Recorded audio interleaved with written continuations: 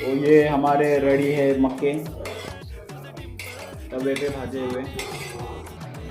तर आता याच्यामध्ये आम्ही मीठ टाकत आहोत आणि त्यानंतर आम्ही निंबू आणि चटणी पण पिळणार आहे। याच्यामध्ये निंबू पिळणार आहे आणि चटणी पण टाकणार आहोत। निंबू टाकलेला आहे आणि ही चटणी टाकली। आता आपण याला मिक्स करून घेऊया। तर ह्यांना आता आपण पूर्णपणे मिक्स करून घेऊयात, बघू मग यांची टेस्ट।